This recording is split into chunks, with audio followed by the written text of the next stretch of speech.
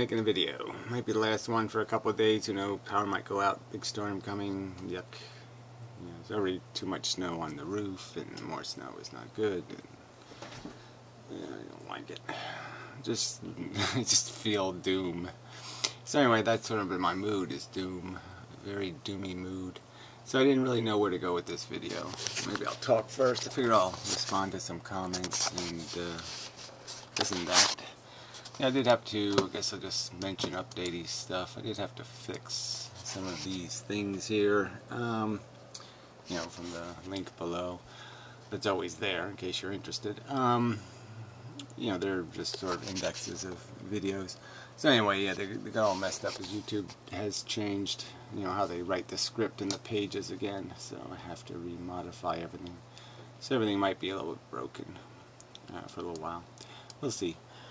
So anyway, I have to do some more. I haven't done any programming stuff. Probably should do some of that. I've just been lacking motivation, lacking inspiration. So I've been thinking about depression and you know, this whole conversation about optimism and pessimism is kind of an interesting thing. And what is the correct perspective in light of, you know, the circumstances?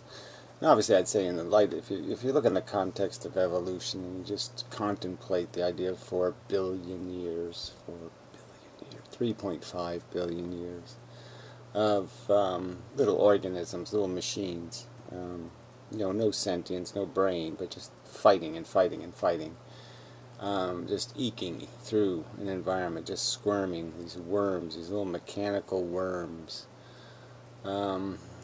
And, you know, say some 500 million years ago, they started sensing. They started not having a good day in a sensual way, saying ouch inside their heads, having that heavy, crushing, negative type style feelings, noises in their head, unpleasant noises. Agitation, revulsion, irritation, aggravation. Probably said that. It was worth repeating. And there's just been, tons and tons of that for millions of years. I mean, just millions of years of failure moments. You know, losing everything in the worst way possible. And, you know, I've just been having thoughts about that. I was thinking about wars, and I was thinking about if you took a chain of all the wars in human history and just followed the guy who lost the worst, you know, the guy who suffered the worst on the losing side, you know, not only knowing they were going to lose, but him personally losing everything and knowing it and feeling it and sensing it and slowly dying with it. And just, if you could think of a soul that was, you know, if there was such a thing, but just this idea of some individual had to live all those lives, had to experience all those failures, how just horrible that would be. You know, just, you know, endlessly going on, you know, day after day, month after month, year after year of just failure after failure after failure. Eek. And then when you compare it to the winners, you know, like I said, it does seem all so frivolous and superficial. The cost of it compared to, and you know, it relates to everything. I mean, I saw Warbles on a lot did a video, kind of defending kangaroos from their unnatural annihilation. You know, when their numbers are in the millions, which is funny in itself.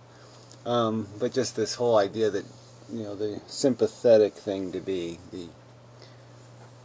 the kind thing to be, is to be this, you know, to have this pro-life attitude, that somehow kangaroos are better off surviving And you know, when 3/4 of their children are killed, you know, they live 12 years and they watch their kids die, and you know, you know, just the experiencing of the death themselves, the attrition rate. You know, these are all real deaths. They're not fake death. It's not some death over there. I guess that's part of it too. Is that it's just so impossible to really comprehend the nature of the losses, and you know, in so much of our fantasy lore, you know, we always just follow the winners, you know, through their quest or through their victory, you know, the patent idea or something. And there's so little attention to all the individual losers, all the individuals ruined, you know, horribly, you know, in awful ways. You know, we don't have any record of that. There's no movie of it, so to speak. Because, yeah, we wouldn't watch the movie. It would be too brutal, too harsh, too negative. There'd be no fun in it. And it's, you know, not our nature to gravitate to things that aren't fun. So anyway, that got me to thinking about the whole mechanism of depression. And it is a weird phenomenon because, you know, intuitively or simplistically, when you think about evolution, you'd say, what would be the evolutionary advantage or purpose or function of this capacity to become depressed? It's kind of like the lemmings, you know. It just seems so unintuitive that there would be some point in a civilization of even little rodents where that somehow it would make sense for them all to go insane and jump off cliffs and drown in streams and, you know, do preposterously stupid things, to go crazy. What would be the advantage? But obviously there is an advantage in the long term. It's a way of maintaining control over having the opportunity for exponential growth. And this is another one of these insidious survival mechanisms, is to have built into you some sort of capacity to exploit an environment aggressively with your population. But organisms can't be allowed to do that all over the place, because then they'll make a mess. So there has to be some sort of always this check, always this knee to the balls that slows it down. You know, some other restraint, some other thing to maintain function. So back to depression. You know, clearly it seems it's a function of defeat. You know, I think it as a feeling, it has such a sense of defeat in it. You know, it's such a beta feeling, where you want to regress, and you know, it's a mechanism for regaining strength. You know, I think that's why the fatigue comes with it, and the tiredness and all this other stuff. It's just some natural mechanism that says you haven't got enough fight in you, so go rest up and see if tomorrow you can come out a soldier. You know, you'll have your tools. It's a, you know, recuperation thing, a defensive mechanism. It's not a flight, but it's not fighting either. Something in between. You know, just an interesting phenomenon, but I think it could be, you know, if somebody went to the trouble. There's probably a list of advantages to organisms having this capacity to wander off, to seek solitude, to regain bearings. Yeah. So anyway, but it is interesting, because yeah, theoretically, it seems a wasted emotion. You know, grief and dismality. You know, feeling dismal, feeling doom, feeling dreadful, full of dread. Yeah, it doesn't seem like there would be much value in that. But, I think it's all about strategy. So there is strategy to these humbling of feelings, just like there are strategy to the ones where you live on the anger, live on some other visceral, energizing force, some force that, empowers you, makes you feel stronger than you are. I guess that's sort of the joke, is that we're made to feel stronger than we are, or weaker than we are. As a psychological tool, as a weapon.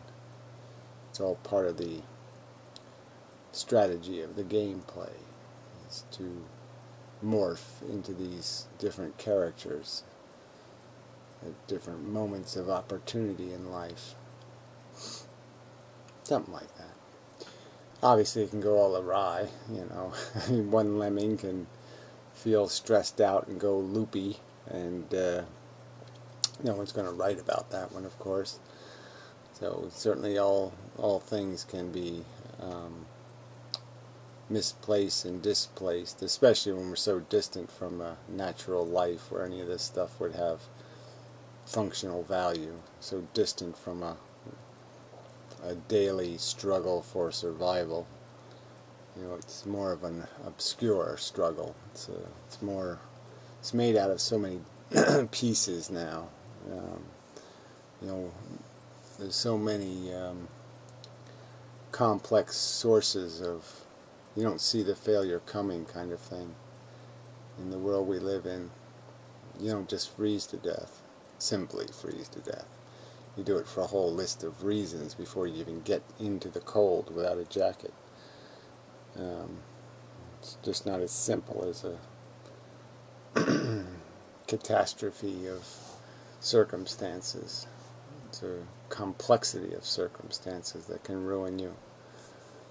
It can take you 10 years to fail. You can just slowly, fade away. So anyway, kind of dismal and depressed. So that was fun, wasn't it? Yeah, that was great stuff. So yeah, I know there's some better way to say it, and but it does get to be a thing where it's just there's a clarity, I have to concede that I see it with such a clarity,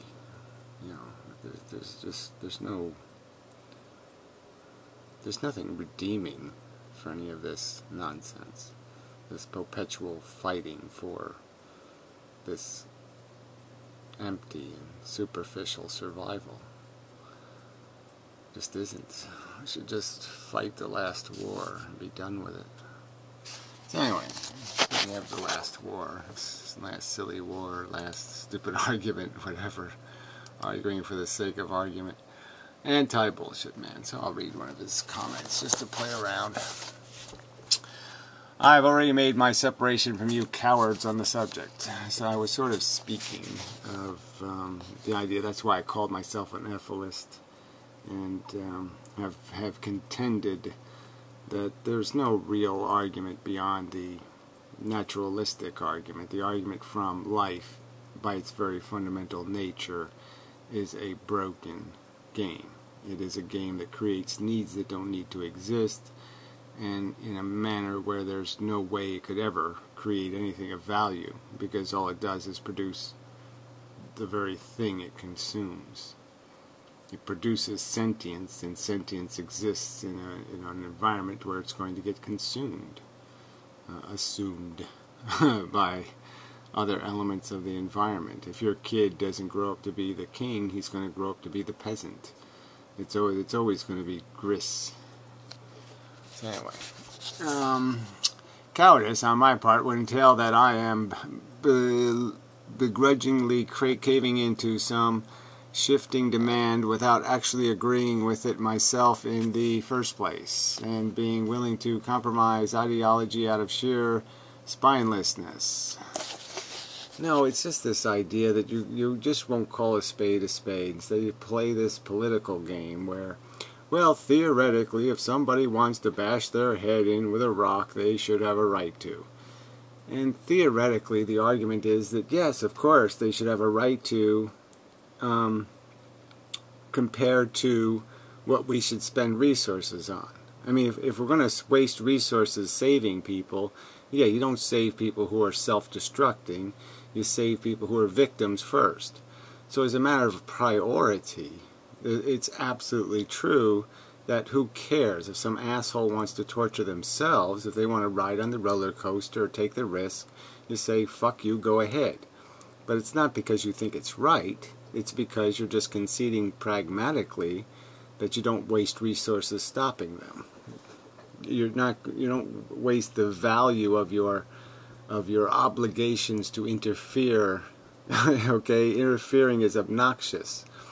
And so you don't waste interference on things that aren't priorities. You do the important stuff first, and then when everything's cleaned up, then you clean up the little stuff. In actuality, there is no compromise on my part, since being a provisional extinctionist, you'll see this whole idea of why would all these qualifications and playing all these games? Even the word extinctionist is a dangerous word. We know that. We probably have to come up with some better language rather than trying to use these old words to describe new ideas. Because theoretically, this is the first time that human beings have had even an opportunity to talk about humanity as a whole, because human beings didn't even know what humanity was in the past. They had no understanding of the function of the world and how it evolved and how the mammals on it had evolved, nor the mammals on it had evolved, let alone humans in particular. And so I mean, it's always traditionally been an argument about who gets, who takes, who has possession of the world, ownership of the world, control of the world, and it's not about any of these things. Anyway, in principle, we'll necessarily morph that which you interpret as cowardly concessions into what is, in the end, a matter of pure consistency. So he's saying these, what I'm calling cowardly concessions, which are playing this game like somehow there's a rightness of perspective, like somehow there's an alternative perspective that is respectable. Well, it's not respectable, but it's only respectable in the sense you're not going to waste resources to stop it.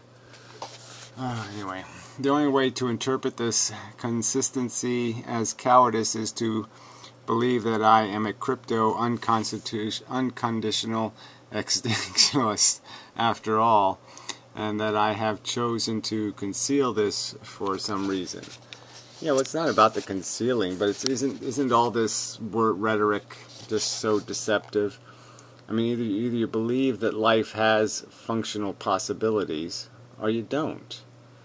And if you don't, it's pretty much an absolute statement. So I just don't see any need for these concessions. You're basically the point is you're either right or you're wrong. If you think you're wrong or you think somebody else might be right, well then you've sort of compromised your right to say anything on the subject almost. I mean, you've compromised your opinion by conceit. It's like a god. You can't have the one god and then concede other gods are possible. If you actually believe this, then just say so, and I'll explain why it's false. If you don't believe this, then don't call it cowardice.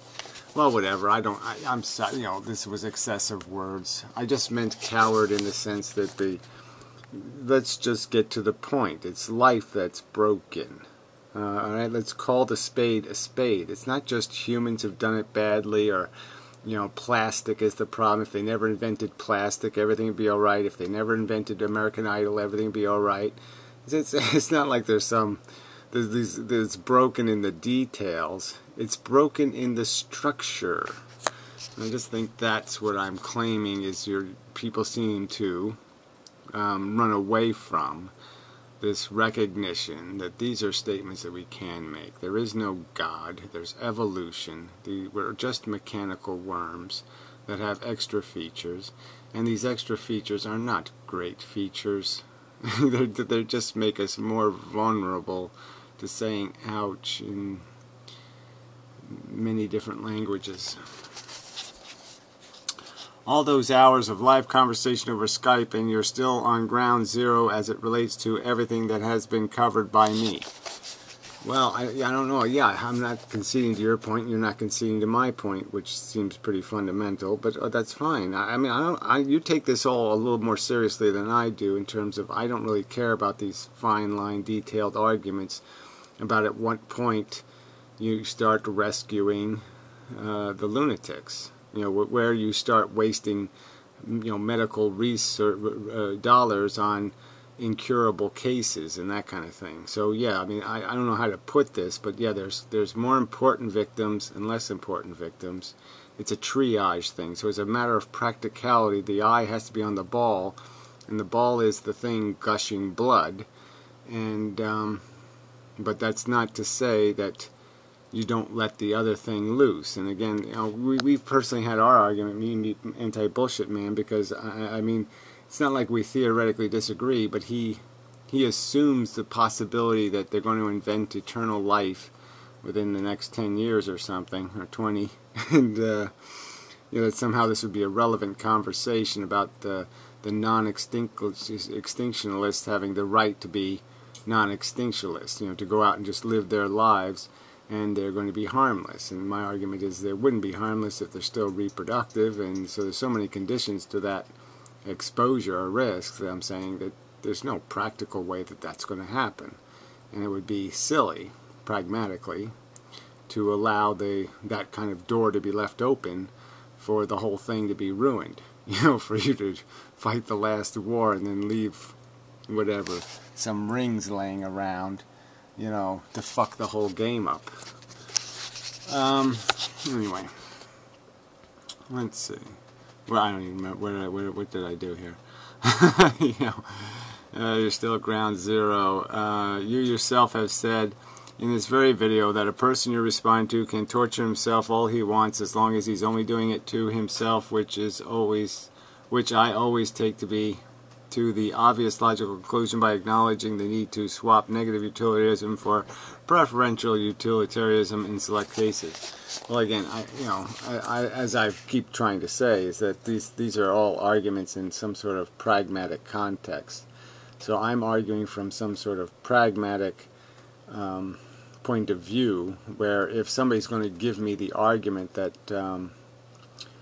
they don't mind suffering or some kind of bullshit like that, and then I'm going to say, well, that's fine for you. Okay, then live your own life, torture yourself all you want, but don't be telling other people what they're supposed to value. Don't tell other people climbing mountains is fun. You have no right to assume I would find climbing mountains to be fun. So you have no right to birth me into the world to climb mountains. All right, that's obnoxious.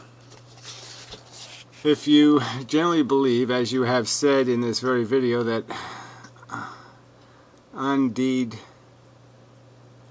God guy torturing himself is fair game, yeah, well, again, it's fair only in the argument that if he's going to use the argument that his sensibilities are somehow evidence of something, then I'm going to use the argument that his sensibilities are irrelevant. And if he wants to torture himself, that's fine, but he has no right to tell other people that they will find his values acceptable values, or to assume that those are the values you can't impose these values through the process of birthing. So yeah, it still ends the conversation on antinatalism. So again, in the middle of an argument on antinatalism, I'm just saying as a pragmatic matter, I'm just disposing of an irrelevant argument. It's an irrelevant argument to say, I like. It just doesn't matter, because what I'm claiming and clearly know as a certainty inside my brain is I don't like. And I know that how I got here, and I got here because some asshole saying I like decided I would like. And that was obnoxious, and that individual had no right to do that. Alright, then you have to follow through on the principle by scraping the net product as scrapping the net product as unconditional imperative, since giving him the green light to harm himself will drag the net equation further into the red. Well, again, I'm only giving him the green light in the context of I just care about the victims first. So I want to save the animals and the humans being tortured by these assholes. That's my priority. And ultimately, once you've cleaned up the majority of the mess making, then you can start mopping up and swapping up this little residue of assholery. Added redness in the form should be permissible, just as it should be permissible to drag the net product further into the red via trivial harm. Well, like the kind of harm people experience when you call them skanky cunts. Again, I'm not even going to consider that into the category of harm. So frankly, it's so trivial. But again, I don't think the argument needs to be made on these this mush on the fence. The argument can be made on the extremes, and it's decidedly imbalanced on the extremes. So there's no real conversation, and the conversation is about the nature of life itself, not some segment of life. And so you can't really separate one life form from the biosphere as a whole. You can't, there's no practical way to have life on Earth without the biosphere feeding those life forms, not without extraordinary technical control of things. So this is sort of just a moot argument. Accumulating all forms of wasted harm, trivial, non-trivial, causal versus non-causal, physical versus emotional, into the same manner and putting them in the same net product bucket is madness. Well, making the accusation that I'm putting them in the same bucket is madness, so I think your accusation is insane. Quite obviously I'm not doing that. But it really doesn't matter. Delusional suffering happening because somebody has some idiotic delusion, some idiot who walks into a fire because he thinks God told him to, is still burning to death, and it would be idiotic to say that it's okay because he has a delusion. Finally, aside from deliberately engaging in biological parenthood, there are multiple reasons for why one-child couples don't behave like ants. The main one being that the majority of them would have more than one child if the other 15% or 10% of people currently have more than one child stop having all these kids. So his argument is that most people who have one child want to have more than one child. I don't think that's true. And the bottom line is I'm just saying that the behavior, the only point I'm using this argument for is just to illustrate that it's not that big a deal to be antinatalist. It means you can still be a parent if you have to be a parent. Okay, you can still do it. So if you can't, it's like the vegetarian argument. Okay, maybe you can't not eat any meat at all. So maybe you still eat fish or something. Well, somebody could argue that that's a huge improvement over eating large-brained mammals, so that is some progress. And that's pretty much, once you realize that you can do that, once you can go that far, you can go the other minor few steps. It's almost like living without a god, right? You could almost argue that if you can be atheist on all the other gods, why not just one more? Well, it's a similar kind of argument, except obviously people need something to cling to when their dependency is high on some sort of notion. I'm just saying the one-child policy does sort of solve the problem of people who must have something. They just can't live without it. And in the end, it's the same kind of behavior. In the end, it's not sufficient replication to maintain existence. And it's the end we're seeking. So that's the point I'm using it for. Again, you want to nitpick and play games with words, well, go ahead, knock yourself out. But I don't see anything productive in this stuff. The moment the average one-child couple recognizes this, it will up the ante to compensate for the plummeting numbers.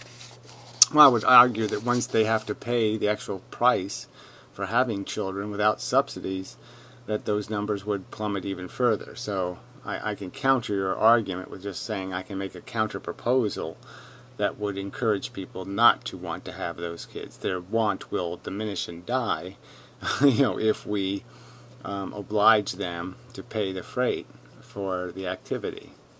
So, but the point is that most people aren't aggressively behaving as natalists. That's the point I'm making. They're doing it already with some care and caution and maybe even fear. And those are positive signs for this argument. So I'm just trying to, just to counter the people who say we can't overcome this momentum of the child makers. I'm making the counter argument that no, most people have overcome. Most people are not behaving like pro-natalists because they're not replicating in sufficient numbers to maintain the existence of their genetic code, and that there's only a small percentage of the human race that is accounting for all the aggressive nataling. If that small percentage did not exist, the human race would discontinue existing in a matter of generations. And I think that's a valid and reasonable argument to make to the argument that humans can't change or humans can't do this. People make the argument that people can't be anti-natalists. I'm just making the counter argument that they're almost already there. I mean, it's not that complicated. So I think you're just being rude. So anyway, this one had a little conversation with Carla here. Carla seems a reasonable sort for a change there. I mean, it's nice. She's going to try to help him out. He lost his job, money, blah blah blah. So even though she's a bitch, it's nice if she followed through anyway. But it's nice. So anyway, see if there's anything else in here that's interesting. What is this? Don't chew crow that can't tolerate game analogy. Okay, he was making some kind of joke. Hey Gary, Stefan Molyneux. Yeah, I did that. John Wright suggested the Stefan thing. Yeah, I looked at some of his videos. They're not that interesting, but I will keep appraised of what videos he makes, and if he makes ones worthy of me playing and responding to, I will. It's just this last video really wasn't that great for that. But anyway, we can't make value or judgments. That's that argument. There's one of the snarky Carla comments. Yes, but they don't make it in their own life either. They don't think should commit suicide to take the risk of continuing, although I'll probably suffer more than experience pleasure. So I was just talking about this idea that, what really is driving people. Are people living because they love life, or are they living because they hate failure and death? That they're afraid of failure and death. I mean, I think it's a reasonable argument to make that people are running from death at least as hard as they're running towards life. And again, I'm going to argue that it's all one way. Yeah, some guy brought that up, so I've got to find his comment. I'm a pessimist, but I disagree with Gary's argument that good not existing. So he says here, yes, but I mean he defines good as simply the absence or elimination of bad, which would be like saying that heat is simply the absence or elimination of cold. Well, you've got it exactly backwards. I mean, you've got an appropriate analogy to my analogy. You've just got the positive and negative reversed. So if we assumed heat was a bad thing, like lava, and cold was a good thing, like comfortable paradise, then the analogy holds that it is a linear thing. It is just the container running out kind of thing. You're losing your comfort, and that's what suffering is. So, if you do take away, I mean, how could you possibly imagine having any kind of negative or tedious or boring or some sort of unsatisfying feeling at all? You'd have to be just in bliss if you're not badgered by some sort of sadness, some negative thought, or some negative feeling. I mean, if you don't have a single negative feeling or a single negative thought, you're going to be pretty damn comfortable, buddy. And that's the nature of the game. You're just not recognizing the fact that you're you know, that it's all just getting rid of this negative thing, this the bad force, the dark side. There is no light. There's just getting rid of the dark. See how to put it. See, I mean, all these physical things all have to do with volume coming in, something into to a thing, and we don't have a metaphor that's accessible for something where you're just allowing something to get in that's just bad.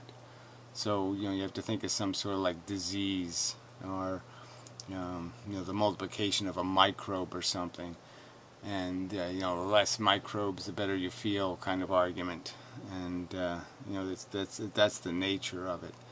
It's only through these disabilities, you know, when we gain liberty from some disabling or crippling or oppressive or gravitational force. So maybe that's a good analogy, is that there's this gravity, and as the gravity is lifted, you gain relief and comfort. And so that's the weight.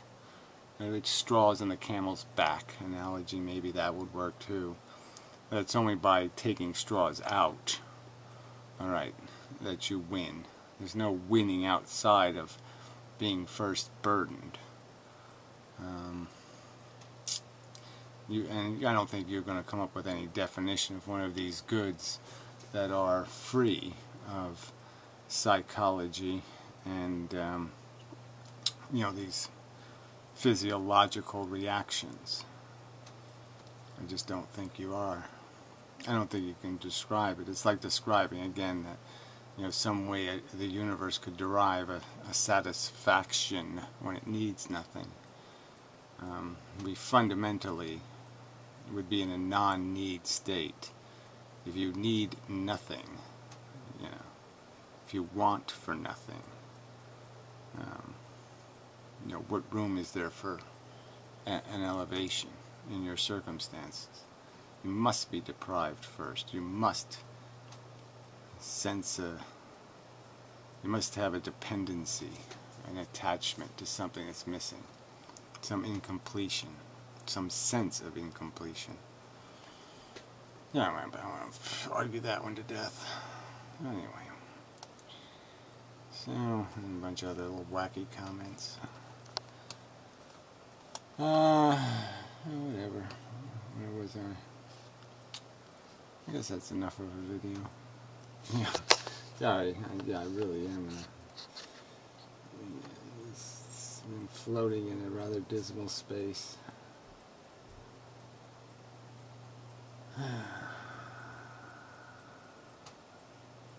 Yes. Yeah. I feel burdened. I feel laden with many straws and much lead. Yeah. I feel like I've walked this walk way too many times. I'm weary. I'm tired. Can find no rest. Something like that. I don't know why she typed this 3 times. You guys are like 15 years behind. I don't know what that means. No, thank you very much, but no thank you.